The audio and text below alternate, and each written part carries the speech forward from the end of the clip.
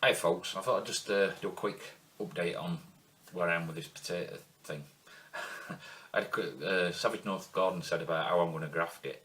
Now I've been like looking at how to graft tomatoes because I'm assuming that's probably the best way. It's not like doing a tree, you can't do a big cleft graft and stick a load of pieces in. Now, not that I've got much experience with trees, but you know. From what I understand, you can do, there's several sorts of, well, several, I've found two which look viable. There's one which is quite complicated, which would mean having, so that's your potato and that's your tomato.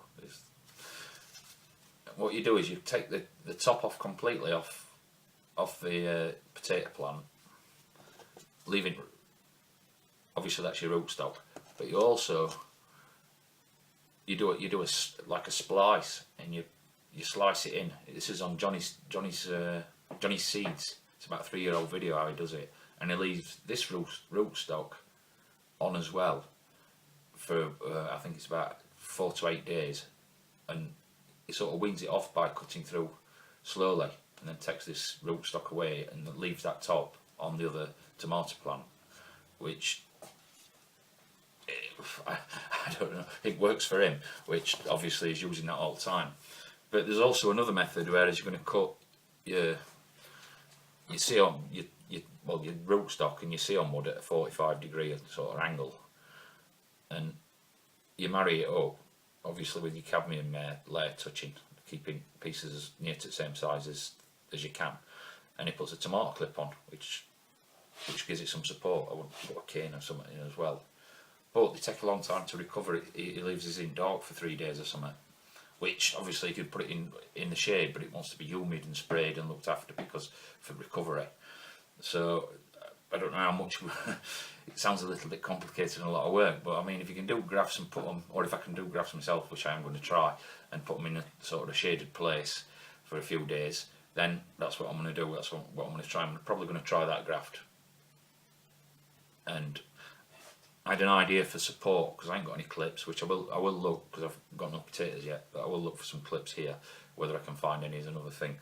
But I also thought maybe I could slit like a drinking straw.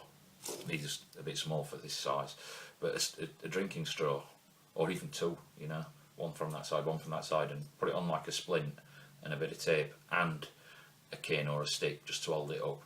I mean, that's what I'm thinking about for grafts to use on it. I mean, obviously anybody who's got any experience grafting tomatoes, let me know a better way to do it, or how you do it. And if that's helpful to anybody who wants to try this, then good, I've achieved something. I'll obviously update what I've got and results, fails or whatever, which it might be fails. But I have found, oh yes, I have found the two varieties what people have said that they're grafting. The Bolands, I did a little search on Wiki, and they chose the popular. They chose the popular variety, Agria, for the root part of the plant, and paired it with cherry tomato, Gardener's Delight. Gardener's Delight is quite a common tomato, and I don't know Agria because I'm not a big spud man. I like eating them, but I just don't know them all by name. I don't know them personally. So, because I don't grow that many, I'd like to grow more.